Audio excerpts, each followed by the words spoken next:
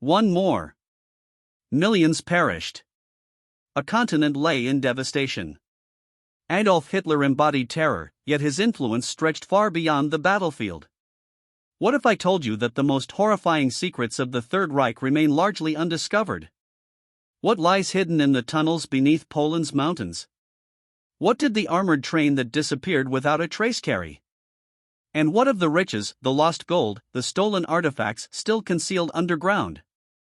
These are the 13 most spine-chilling discoveries following World War II. The Nazi gold train, myth, mystery, obsession. In southern Poland, amidst the thick forests and craggy peaks of the Sudeten region, exists a legend both captivating and terrifying. The Nazi gold train. According to reports that surfaced in the final days of World War II, an armored convoy laden with gold, jewels, looted art, and other invaluable treasures vanished without a trace as the Third Reich retreated before the unstoppable advance of the Red Army. The year was 1945. German defenses were collapsing, and chaos engulfed the regime's remaining strongholds. The Nazi high command, anticipating their imminent defeat, began hiding treasures plundered across occupied Europe. One such shipment was loaded onto a fortified train intended for the city of Wrocław, yet it never arrived. From that moment, the legend was born. The train, according to the most widespread accounts, was diverted into a secret labyrinth of underground tunnels constructed as part of the mysterious RE project, an enormous Nazi engineering endeavor hidden deep within the Ural Mountains. These tunnels, dug with forced labor from concentration camp prisoners, were designed to shelter factories, bunkers, or even refuges for regime leaders. Amid secret passages and collapsed entrances, many believe the train was intentionally buried, never to be recovered. Decades passed, and the story persisted through rumors, dubious testimonies, and fragmentary documents. In 2015, the legend reignited when two treasure hunters, equipped with ground-penetrating technology, claimed to have located the train. Polish authorities proceeded cautiously, permitting controlled excavations near the city. The world's media descended on the site, eager for a once-in-a-century revelation. Yet after months of searching, no train was discovered. The underground signals turned out to be natural geological formations. Still, the fascination endured. The power of this tale lies not merely in the potential lost cargo but in what it represents: the unrestrained greed of Nazism, its fixation on domination, art, and gold, and its relentless urge to erase its tracks. Skeptics insist the Nazi gold train is little more than a myth born from wartime chaos. But for many, the absence of evidence does not prove it never existed, rather, it hints at a carefully guarded secret. Meanwhile, the Wrocław site continues to draw dreamers, treasure hunters, and historians, all chasing the same question: what if it really exists? The Enigma machine, the hidden language of power. At the heart of the conflict, when every message could decide life or death, the Nazis wielded a seemingly insurmountable technological edge: the Enigma machine. This cipher device epitomized German military secrecy, creating a nearly unbreakable barrier for the Allies until it didn't. The story of Enigma predates the war. Originally devised by German engineer Arthur Skerbius in the 1920s as a secure communication device for businesses, it soon drew the attention of the Third Reich's armed forces. Its mechanism was brilliant: a series of rotors that, when rotated, transformed each letter pressed into another. With every keystroke, the rotors shifted, producing trillions of possible combinations, rendering encoded messages virtually indecipherable. Unless the precise daily configuration was known, the Nazis relied on Enigma to coordinate operations across all fronts: submarines, aircraft, troop movements, counterintelligence. Compact and portable, with an interface resembling a typewriter, its true power lay in its complexity. To the enemy, an Enigma encrypted message seemed like nonsensical gibberish. Yet elsewhere, brilliant minds worked tirelessly to break that barrier. At Bletchley Park in England, a team of mathematicians, cryptographers, and linguists dedicated themselves to cracking Enigma. The most renowned was Alan Turing, an eccentric young mathematician whose ideas would transform the war and the world.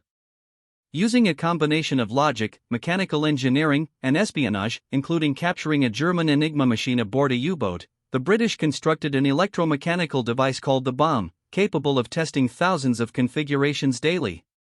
Their efforts were monumental, secret, and racing against time. By 1941, the Bletchley Park team consistently broke the Enigma code, intercepting thousands of German communications, predicting attacks, diverting fleets, and significantly shortening the war, arguably by 2 years. Ironically, this silent victory remained classified long after the conflict, preserving Britain's code-breaking advantage. Recognition for Turing and his colleagues came only decades later, often posthumously. The Amber Room, the missing treasure of the Tsars and Nazis. Imagine a chamber whose walls shimmer like a perpetual sunset, with polished amber panels, gilded surfaces, and mirrors reflecting light as if time itself had frozen. This was the legendary Amber Room, once hailed as the eighth wonder of the world. But behind its splendor lay a mystery. It vanished during World War II's darkest years, and its whereabouts have since fueled speculation, theories, and obsession. Created between 1701 and 1709 by German sculptor Andreas Schluter and Danish amber master Gottfried Wolfram, the room was originally intended for Charlottenburg Palace in Berlin. In 1716, King Frederick William gifted it to Peter the Great, who installed it in the Catherine Palace near St. Petersburg. The room eventually spanned over 55 square meters and contained more than 6 tons of amber in intricate reliefs, marble, gilding, gemstones, and mirrors. In 1941, at the start of the German invasion of the USSR, curators attempted to conceal it with wallpaper, but it was discovered. Within 36 hours, it was dismantled and transported to Königsberg, present-day Kaliningrad, under German supervision. An exhibition briefly opened in a local castle, but with the Red Army's advance in 1945, records vanished. The castle suffered bombing by the RAF in August 1944 and was partially destroyed by Soviet forces upon their occupation on April 9, 1945. The whereabouts of the Amber Room remains a matter of almost magical speculation. Destruction during the bombing raids on Koigberg in 1944 to 1945, several Soviet reports, including one by researcher Alexander Brusov, conclude that the room was destroyed there, sunk on a ship, such as the Wilhelm Gustav or other Nazi treasure ships after sailing from Dynia, hidden in secret mines. Either in tunnels under Koigberg and nearby bunkers or in salt mines in Göttingen, Germany under the cipher. Amber Room BSHWV submerged in an alpine lake. Hypothesis that German officers sank crates in Lake Topolitz. Replica and hoax theory that the Soviets or even Stalin hid the authentic room by replacing it with replicas before the Nazis looted it. Since the 1950s, archaeologists, treasure hunters, and governments have searched the castle ruins for salt mines, bunkers, and lakes. Radar strategies, surveys, and underground drilling revealed brick rooms beneath former bunkers, but without finding the original room. The Lake Toplitz treasure captured their attention, although no amber panels were ever found.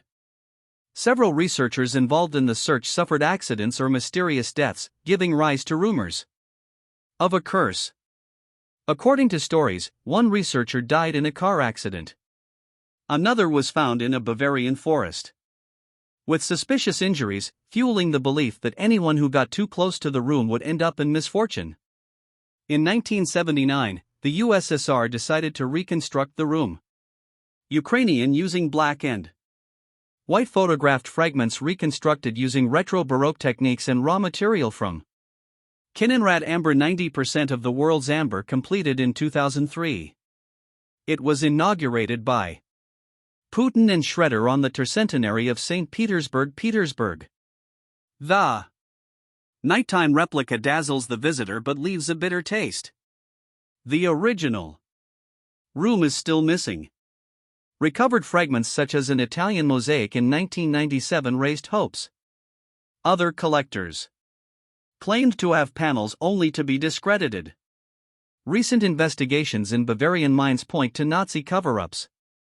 And modern equipment uses ground-penetrating radar and prospecting. In 2020, a shipwreck, the SS Karlsruhe, was found with crates that could contain remains, but its contents were military, not the room. Today, there is a wide range of theories. The room was destroyed, sunk, buried, stolen, or hidden as a state secret. Russian authorities insisted was destroyed in Koigberg, while hunters continue to search lakes, mines, bunkers, and sunken ships. The room has become a global legend, a symbol of lost art, historical memory, and unsolved mysteries. The Amber Room was not just an imperial treasure. It was the embodiment of dreams, pride, and culture. Its disappearance reveals how banal destruction in the service of ideology can be. The reconstructed room is a tribute, but its original utopia remains hidden in shadows. And as long as someone continues searching with determination, uncovering secrets, perhaps one day that sunset will re-emerge in golden resin from the rubble of history. The Dead Sea Scrolls, echoes of an ancient faith in times of war. On the shores of the Dead Sea, in a harsh desert region of silent beauty, a young Bedouin shepherd from the Tamir tribe threw a stone into a cave, searching for a goat he had lost. The year was 1947.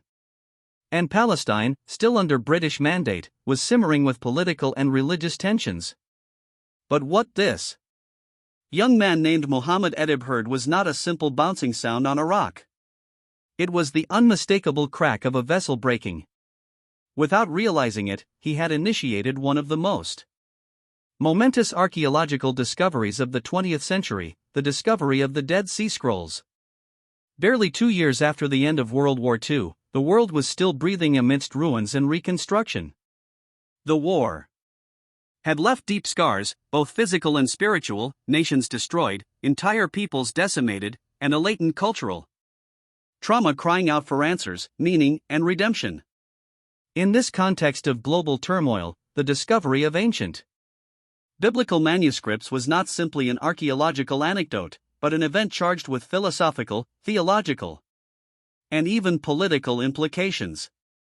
The manuscripts were discovered in an area known as Qumran, north of the Dead Sea, in what is now the West Bank. There, hidden in a series of 11 caves, lay more than 900 manuscripts and fragments, many of them carefully rolled and stored in clay jars. The texts were written in Hebrew, Aramaic, and Greek and dated to a period between the 3rd century BC and the 1st century AD. Their state of preservation, especially in such a harsh climate, was remarkable. They included copies of biblical texts, exegetically commentaries, monastic rules, liturgical hymns, legal documents, and apocalyptic writings. Among the most striking texts was the complete book of Isaiah, more than 1,000 years older than any other version known until then. Also notable were the Manual of Discipline, which offered a detailed insight into the author's communal life, and the enigmatic Temple Scroll, which minutely described the dimensions and regulations of the ideal temple. Another manuscript known as the Copper Scroll was a list of supposed hidden treasures written not on papyrus or parchment but on thin sheets of beaten copper, suggesting a purpose entirely different from the rest. Who were the authors of these manuscripts?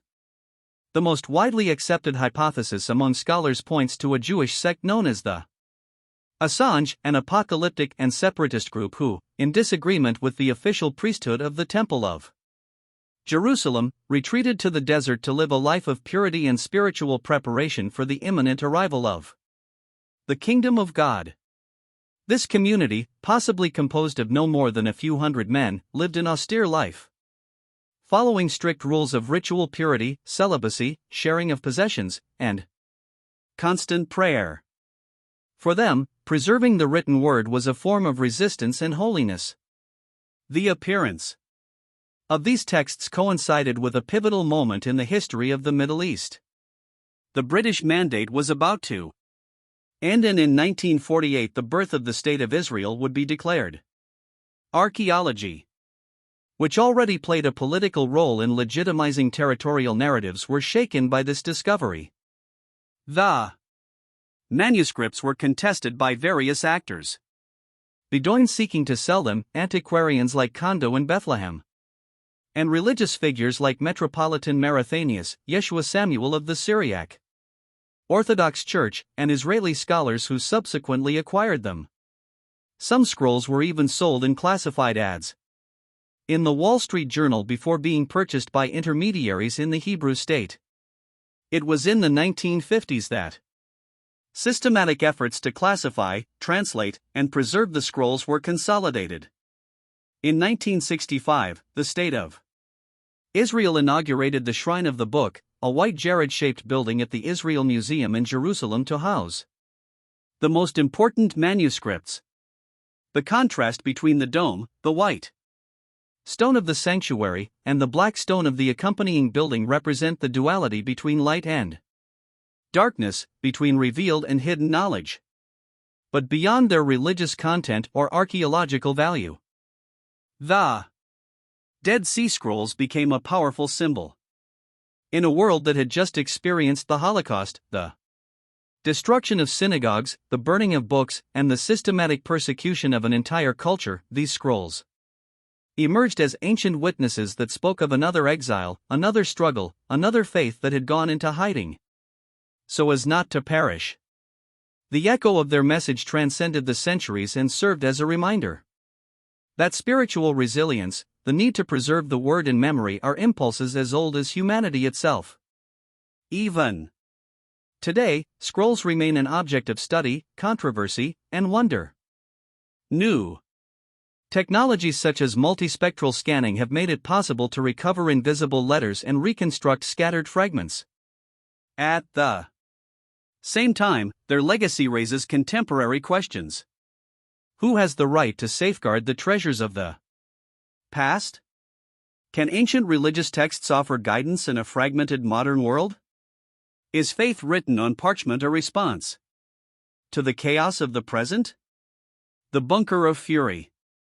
The end in the shadows of Berlin. Beneath the smoldering ruins of Berlin, buried under tons of concrete, steel, and despair, lay the Führer bunker, the last bastion of a doomed regime, like a sarcophagus. There, deep underground, far from the light and judgment of the outside world, Adolf Hitler lived out his final days, surrounded by loyalists, traitors, and the symbolic corpses of a crumbling empire. What began as a pragmatic military construction ended as a claustrophobic theater of the Nazi apocalypse. Initially conceived as part of the Reich Chancellor's bunker complex, its construction was reinforced in 1944 when the threat of Allied bombing became unbearable. Located some 8 m underground and protected by layers of concrete up to 4 m thick, the complex was divided into 2 main areas: the Vorbunker or Antebunker and the Führer bunker itself, deeper and reserved for the upper echelons.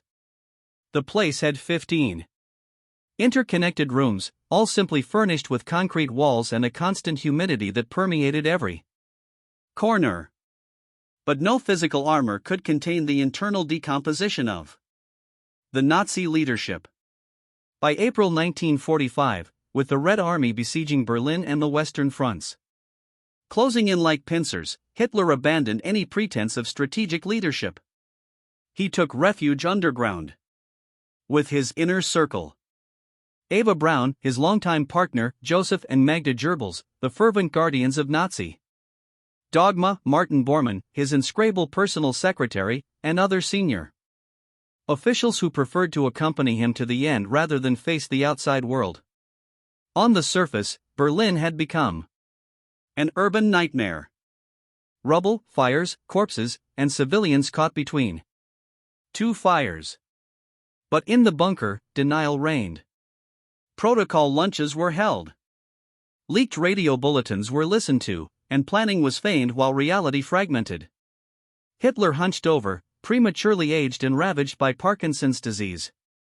Received officers with useless maps and issued orders that no one obeyed anymore. Imaginary betrayals multiplied. There was a latent paranoia, as if the walls themselves could become enemies. The final madness was sealed on April 29, 1945, when Hitler, in an act disconnected from reality, married Eva Braun in a brief informal ceremony officiated by a minor party official. A few hours later, he dictated his political testament, blaming the Jews for the war and branding Hermann Göring and Heinrich Himmler as traitors. The following day, April 30, Hitler and Eva committed suicide in the bunker's living room. He shot himself in the temple with a Walter PPK pistol. She, as she had promised, ingested cyanide. Their bodies were quickly wrapped in blankets, doused with gasoline, and cremated in the Chancellery Garden, following instructions from the dictator himself, who feared the fate that Mussolini had suffered days earlier. But the horror didn't end there. Magda and Isef. Goebbels, after unsuccessfully attempting to negotiate a surrender with the Soviets, decided to take their own lives as well. Beforehand, they poisoned their 6 children with cyanide pills while they slept. The final scene was terrifyingly cold. A mother combing her daughter's hair, giving them candy, knowing it would be her last act as a mother. Then both adults went out into the bunker courtyard and committed suicide. Joseph shot himself. Magda ingested poison. Their bodies were also burned, albeit incompletely.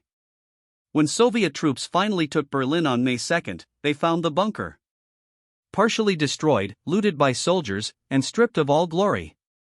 There was no gold, no trophies, no secret technology, only faded dampness, crumbling furniture, and crumpled documents. For the soldiers who descended into that dark underbelly of Nazism, it was like entering the cave of a dead monster. During the Cold War, the site was sealed off by the GDR, German Democratic Republic. And in the 1980s, the visible remains were demolished. With German reunification, the area was rebuilt as a common residential area. Today, the exact spot where the Führer bunker once stood is a parking lot surrounded by modern buildings. A discreet plaque, installed in 2006 after a long public debate, marks the site, but without commemoration or drama. Germany has chosen not to monumentalize the site to prevent it from becoming an object of worship for neo-Nazis or revisionists. However, history cannot be hidden beneath the asphalt. The images, the testimonies, the documents, everything is still there. The Führer bunker remains a symbol of the end of an era of barbarism. It wasn't just a physical refuge. It was an anticipated morale. The final act of a tragedy written with fire, steel, and propaganda. In that sealed basement, not only a war ended, but a delirium was extinguished. The echo of the last words of the screams and whispers still seems to resonate between those invisible walls. Because the end of the Third Reich did not occur on a battlefield, but in a damp underground corridor where fear, wounded pride, and denial dug the grave of an ideology that believed itself invincible. In the dead heart of Berlin, the world witnessed the price of blind obedience, absolute fanaticism, and self-consuming fury. The Bad Arson. Archives, the written memory of horror. In a small German town called Bad Arolsen, nestled among peaceful hills and quiet streets, lies one of the most haunting documentary repositories of the 20th century. The Arolsen Archive, also known as the International Tracing Service, is a vast collection of more than 30 million documents relating to the victims of Nazism, deportees, enslaved people, murdered people, and missing persons.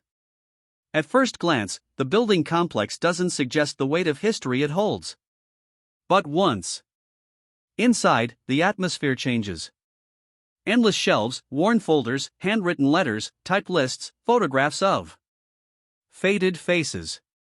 Everything there whispers of one thing: testimony. These archives were started by the International Red Cross at the end of the war with the urgent goal of helping millions of people reunite with missing relatives. Concentration camp prisoners, forced laborers, children separated from their parents. Many of them vanished without a trace. Arolsen became a beacon for those searching for answers amidst the silence. Over the years, its function changed. What began as a humanitarian effort also became a historical record, a piece of judicial evidence, a tool for remembrance and justice. Documents from Avitz, Dow, Buchenwald, transport lists, medical records, death certificates. Each page is a fragment of life and death that refuses to be forgotten. For decades, the archives were not fully accessible for reasons of privacy and diplomatic sensitivities. The contents were restricted. It wasn't until 2007 that they were officially open to the public. Since then, thousands of descendants have been able to reconstruct the fates of their relatives, many for the first time. One of the most powerful aspects of this archive is its human dimension. It's not just about numbers. There are letters from children searching for their parents, reports from survivors recounting what they saw, records of confiscated personal belongings, rings, watches, suitcases. Everything is recorded with brutal precision. Since 2016, a digitization effort has brought part of the archive online, allowing people around the world to access these documents. The work has not only been technical, but also ethical. How to present these horrors without turning them into spectacle. How to educate without hurting, how to honor the victims through reality. Arlson Archive is neither a museum nor a tomb. It is a bridge between history and memory. A warning written on millions of pages, many stained by the passage of time and others by invisible tears. At a time when denialism and misinformation threaten once again, this archive stands as a documentary barrier against oblivion. As long as these records exist, as long as the echo of the names inscribed there is heard, the horror cannot be repeated without first being remembered. In a world where the truth is often diluted, Bad Arlson remains a library of memory, one that does not forget. Yamashita's treasure, gold, shadows, and legends in the Philippines. Amidst the dense jungle of Luzon, where the earth bears the marks of conflict and roots are entangled with history, lies a golden legend born of horror, the Yamashita treasure. Halfway between myth, conspiracy, and secret archives, this story begins with an imperial promise of eternal wealth and ends shrouded in dynamite-sealed tunnels, ambitious dictators, and shadows that linger to this day. The name comes from General Tomoyuki Yamashita, nicknamed the Tiger of Malaysia for his swift conquest of Singapore in 1942. But it was in the Philippines toward the end of the war where his legend would merge with that of gold. Appointed Commander-in-Chief in 1944, just as the Japanese Empire was faltering, Yamashita arrived on an archipelago that had become a battlefield. Although there are doubts about his direct involvement, he is credited with overseeing or at least permitting one of the most ambitious plundering operations of the 20th century.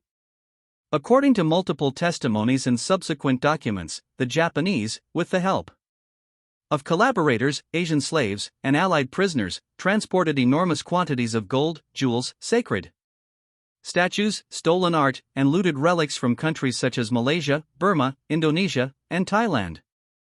The objective was simple and brutal: to hide it all in the Philippines, whose strategic location would allow its recovery after a possible Japanese reconquest or as a fund for a future imperial resurgence.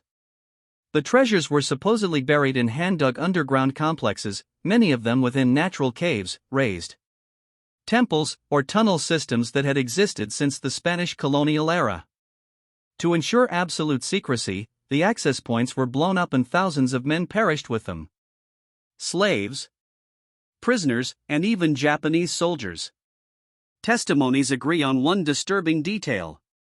The maps were secret, even from the builders themselves. Whoever completed the work never came out alive. After the Japanese surrender in 1945, rumors began to circulate. Many locals spoke of tunnels that vibrated with metallic echoes of captured Japanese soldiers whispering about hidden gold, and of mysterious explosions that sealed invisible entrances. But it was in the 1970s that the myth reached its peak. Thanks to a codename Rogelio Roger Roxas. Roxas, a locksmith and amateur investigator, claimed to have found a cave in Bio containing a solid gold Buddha over a meter tall and several crates of ingots.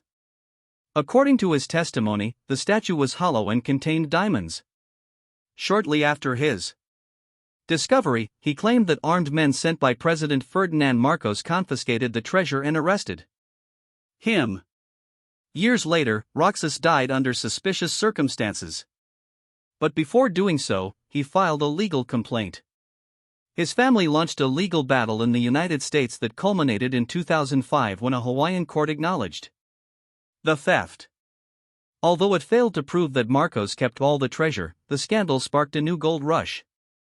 International treasure hunters, former military personnel, amateur archaeologists, and even intelligence services began searching for clues. Some claimed to have found boxes bearing imperial seals. Others said they had recovered jewels of Thai origin. The CIA and other intelligence services, according to leaked documents, reportedly considered the gold as a potential fund for covert operations in Asia during the Cold War. Connections to Swiss banks and money laundering schemes through encrypted accounts that have not yet been fully traced were also revealed. But despite decades of excavations, explosions, thefts, deaths, and sensational documentaries, no one has presented conclusive evidence of the entire treasure's existence.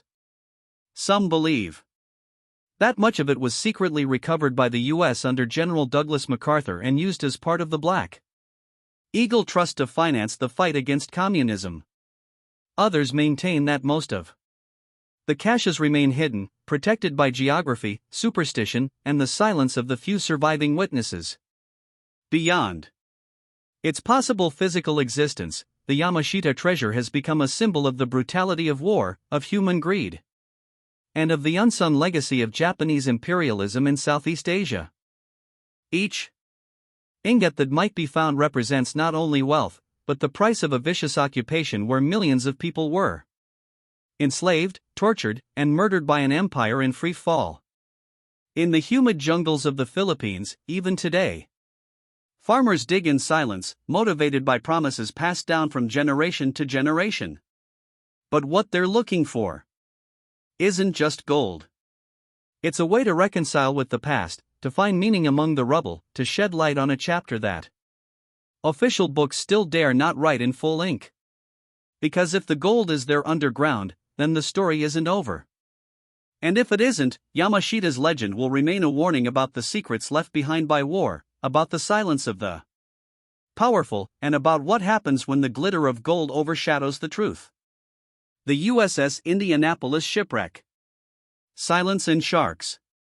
Deep in the dark, vast Pacific lies the corroded skeleton of the USS Indianapolis, a U.S. Navy heavy cruiser whose story became one of the most painful, controversial, and poignant of the entire Second World War.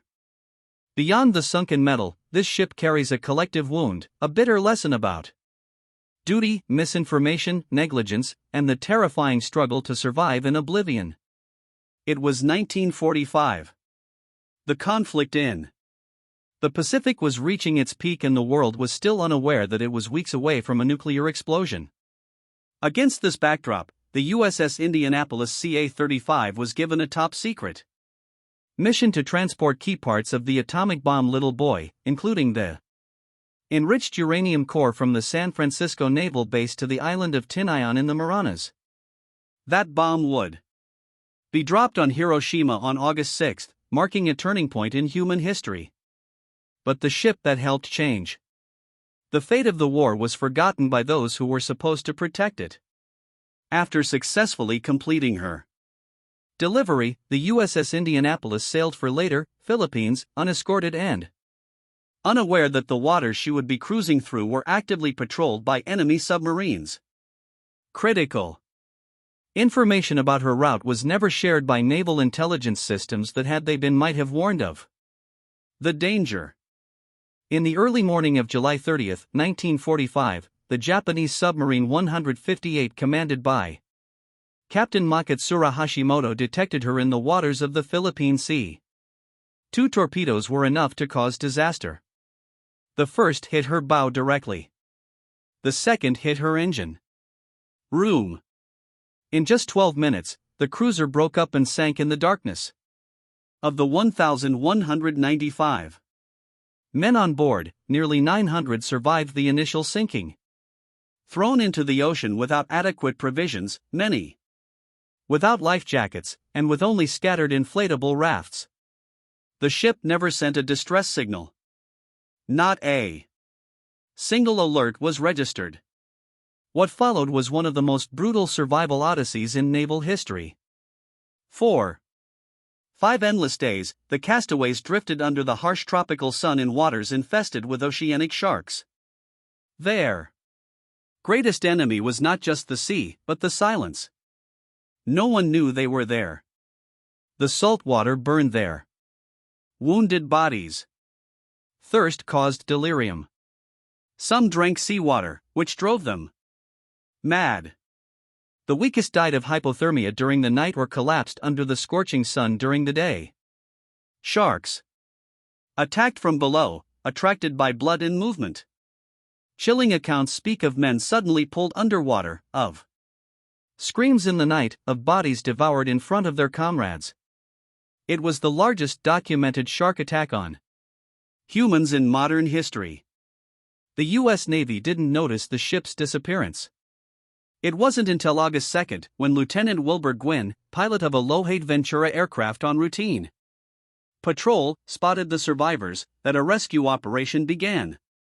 When ships and aircraft finally arrived to rescue them, only 36 men remained alive. More than 870 had died, not from the direct sinking, but from exposure, untreated wounds, dehydration, insanity, and sharks. The impact was devastating. But rather than take responsibility, the Navy blamed the ship's captain, Charles Butler McVeigh III, accusing him of failing to zigzag, an evasive maneuver against submarines, despite traveling in known hazardous conditions and without escort. In a highly controversial trial, he was convicted of negligence, even though the Japanese submarine's own commander, Hashimoto, testified in his defense and stated that nothing would have changed the outcome of the attack. For decades, McVeigh lived with the stigma of guilt, harassed by letters from the families of deceased sailors. Finally, in 1968, unable to bear the pressure any longer, he committed suicide in his garden, clutching his service revolver and a small sailor figurine. It wasn't until 2000 that the U.S. Congress officially exonerated Captain McVeigh, acknowledging that he had been wrongfully held responsible for a string of institutional errors. However, it took the Navy until 2001 to correct its official record.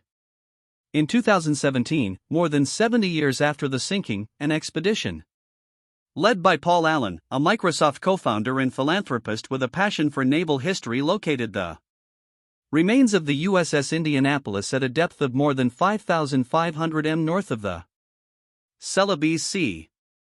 The discovery not only confirmed details of the sinking, but also offered a form of closure, a symbolic grave visible to family members in the nation. The sinking of the USS Indianapolis is more than a military tragedy. It's a dark mirror reflecting the fragility of systems, the brutality of war, the superhuman resilience of human beings, and the cost of silence. It was a story buried, minimized, and for years ignored. But it survived, as did those 316 men to tell its tale. Today, the name of the USS Indianapolis resonates not only as a symbol of sacrifice and service, but as a perennial warning. In war, mistakes are not exacted in ink, but in lives, and sometimes the greatest enemy is not visible, but the silence that devours in the darkness. The Bismarck, the steel colossus that challenged an empire. In the cold and violent waters of the North Atlantic lies a sleeping giant. The Bismarck, the pride of the Germans Marine, and one of the most formidable warships ever built. Its short but epic story became the stuff of naval legend. A relentless hunt, a colossal battle, and a landmark fall in World War II. The Bismarck was launched in 1939 and from day one was considered a threat to British naval supremacy. Its imposing and avant-garde design included heavy armor, 380mm guns, and unprecedented speed for Its size. It was more than a ship. It was a symbol of German power on the high seas, destined to break the British blockade and deal mortal blows to Allied trade routes. Her first combat mission was also her last. In May 1941, the Bismarck sailed accompanied by the cruiser Prince Eugen for an Atlantic raiding operation. The objective to cut vital supply lines for Great Britain. But no. Sooner had they begun than they were detected. What followed was one of the most famous chases in naval history. In the Denmark Strait, the Bismarck engaged the British battleship HMS Hood, the pride of the Royal Navy. The engagement was brutal and brief. A single broadside from the Bismarck blew the Hood to pieces, killing over 1,400 sailors in a matter of minutes. The United Kingdom was in shock. From that moment on, the order was clear: sink the Bismarck at all costs. For days, the German ship was pursued by the entire British fleet. Aircraft from aircraft carriers, destroyers, battleships, all in the shadow of the steel monster. Finally, after a torpedo knocked out its rudder, the Bismarck was doomed. In the early hours of May 27, 1941, it was hit by a barrage of fire from the British battleships King George V and Rodney. Damaged, surrounded, and defenseless, the Colossus finally sank, taking more than 2,000 German sailors with it. But the story didn't end there. For decades, the exact location of the wreck remained a mystery. It wasn't until 1989 that underwater explorer Robert Ballard, the same man who discovered the Titanic, located the remains of the Bismarck at a depth of nearly 4,800 m. What he saw was breathtaking. The hull almost intact. The cannons still pointed toward the horizon, the eternal silence of a war that ended at the bottom of the sea. The Bismarck represents more than a feat of naval engineering. It is a reminder of the brutality of war, the obsession with supremacy, and the price paid for military arrogance. Her downfall was not only a strategic Allied victory, but also a founding myth for 20th century naval history. Mouse tank, the steel monster that never roared. In the final throes of the Third Reich, when defeat was already inevitable, Adolf Hitler and his engineers began to imagine weapons so powerful they could change the course of the conflict. Thus was born one of the most ambitious, absurd, and fearsome projects of the war: the Panzerwagen 8 Mouse. The largest and heaviest tank ever built. Designed by legendary engineer Ferdinand Porsche, the Mouse was conceived not just as a tank, but as a mobile fortress. It weighed 188 tons. More than an empty Boeing 747. It was almost 10 m long, and its armor could withstand virtually any anti-tank shell of the time. Its main gun was 128 mm, with a coaxial 75 mm secondary gun. In theory, it could destroy any Allied tank before they could get close enough to counterattack. But that power came at a price: mobility. The Mouse was slow, clumsy, and too heavy to cross ordinary bridges. To move it, solutions were devised, such as fording river bottoms, using snorkels, or constructing special crossings. Fuel consumption was enormous. Its size made it impractical on any terrain other than asphalt or open areas. It was in essence a monster. Too big for real warfare. Only 2 prototypes were built before Germany's collapse. Neither saw combat. One was destroyed by its German operators to prevent it from falling into enemy hands. The other was captured intact by Soviet forces who partially assembled it and studied it closely.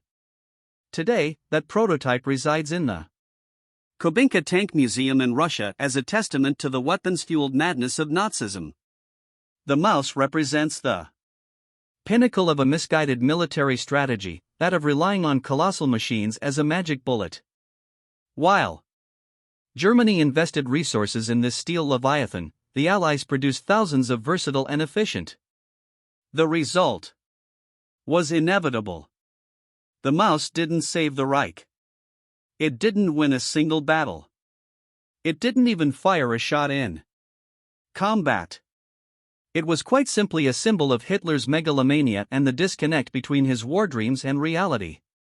Yet, its existence continues to fascinate historians, modelers, and military enthusiasts. Its mere conception raises troubling questions. What would have happened if the mouse had been mass-produced? Could it have changed the course of some battles?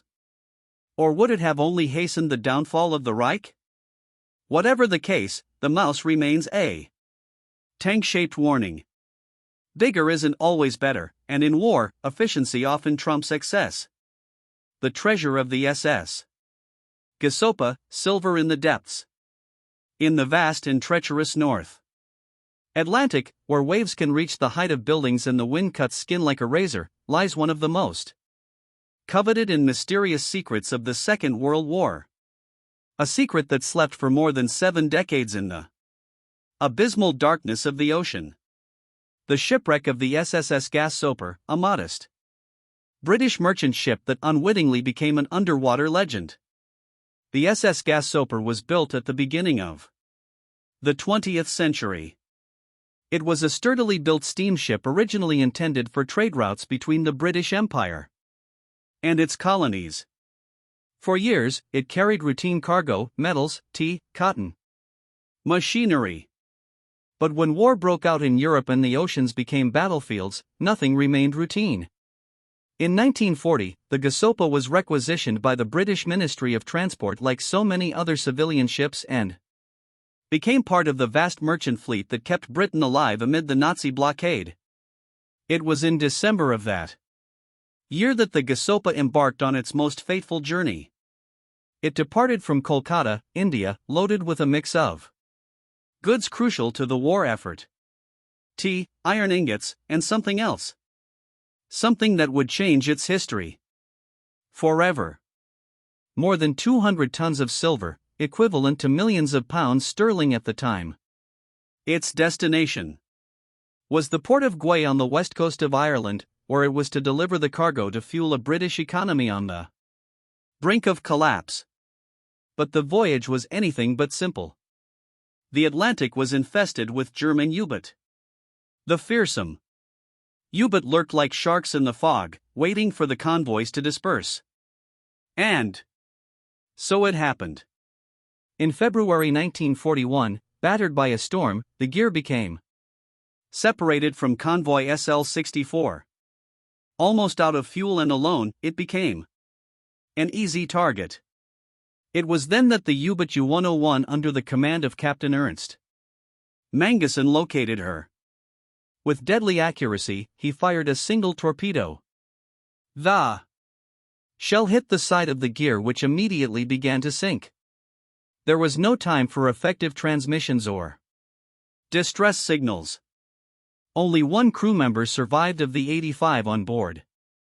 Officer Richard Ives, who managed to cling to a life raft for 13 days at sea until he was rescued by a British corvette.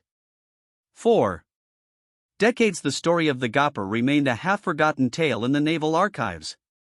It was known that it was carrying silver, that it had been torpedoed, but its exact location remained a mystery.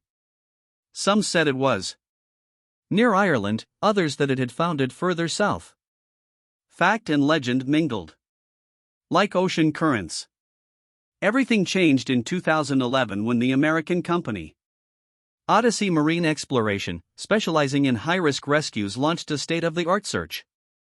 Using autonomous underwater vehicles and high-resolution sonar scanners, they achieved the unthinkable, finding the remains of the Geyser at a depth of more than 4,700 m. There, largely intact, lay the ship's hull, covered in silt, with its precious cargo still sealed in the holds. The salvage carried out between 2012 and 2013 was a feat of engineering. More than 110 tons of silver, including Ingots and coins were recovered in what is considered the largest recovery of precious metals from a shipwreck. The treasure emerged from the abyss as if time had stood still, protected by the pressure and extreme cold of the ocean floor. But the find was much more than a financial success. It was also a symbolic recovery. Each ingot bore the hallmarks of the British government. Each box spoke of the desperate effort to sustain an empire at war. Each piece of silver bore testimony to the sacrifice of a forgotten crew. The coins, engraved with the date 1940, were time capsules connecting history with memory. Today, the SS Gasopa is considered a war grave, and its story is told in museums, documentaries, and books. It is honored not only as an epic shipwreck, but as a symbol of the logistical struggle behind war, the power of the sea, and the secrets that still lie in the depths. Because in war, not only battles are lost, fortunes are also lost. Many of which, like the Gerer, still wait beneath the waves to be rediscovered. 42 attacks. The man who cheated death. Adolf Hitler was without exaggeration one of the most closely watched, protected, and paranoid leaders in history.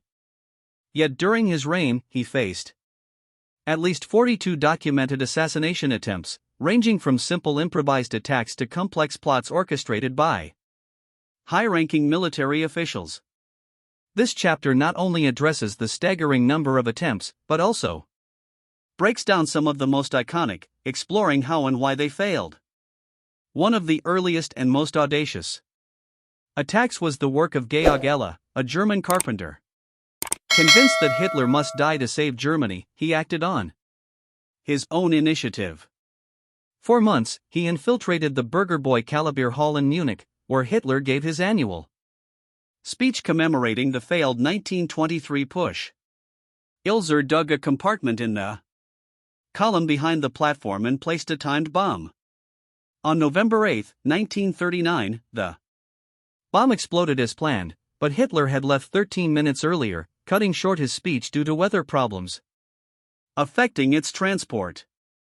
The blast killed 8 people and injured dozens, but Hitler was unharmed.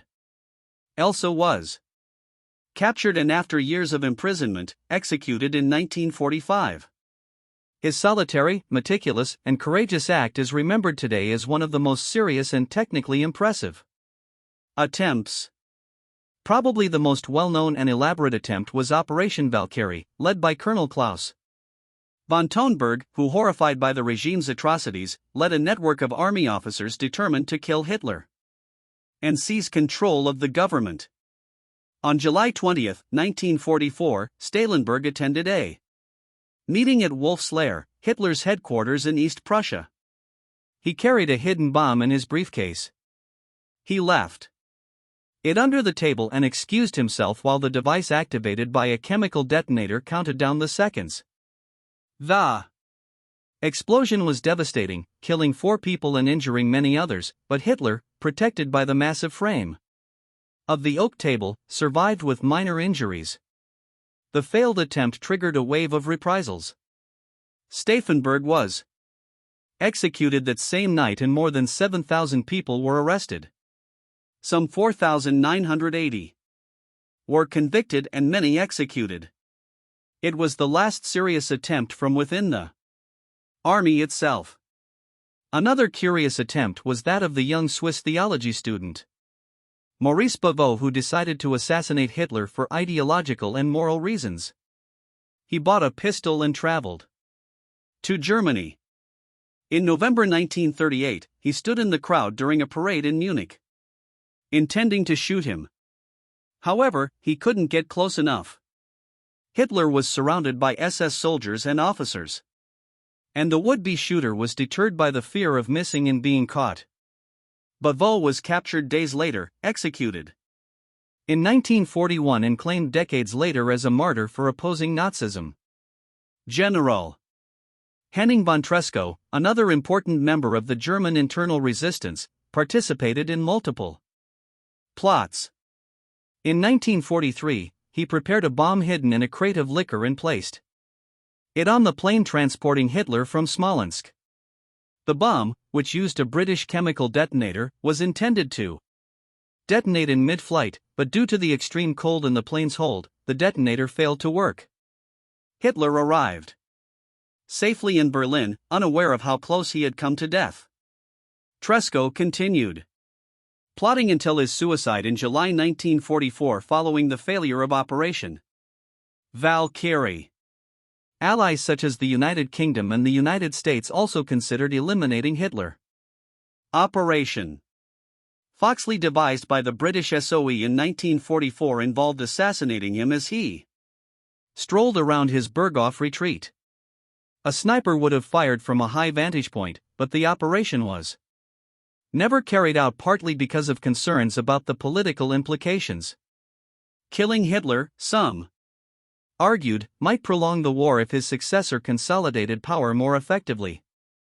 The United States, for its part, had bizarre proposals, such as feminizing Hitler with hormones to destabilize him, or distributing fake leaflets to sow suspicion within his inner circle. None of these plans were carried out. Why did all attempts fail? Hitler's survival has been the subject of debate and speculation. Some attribute it to chance. Others point to the dictator's extreme paranoia, which constantly changed his schedule, limited his contact with the public, and relied only on a small circle. His residences were protected by multiple security rings. Meetings were unpredictable. Attendees were thoroughly screened. Hitler did not use an open car or allow himself to be easily seen in public spaces.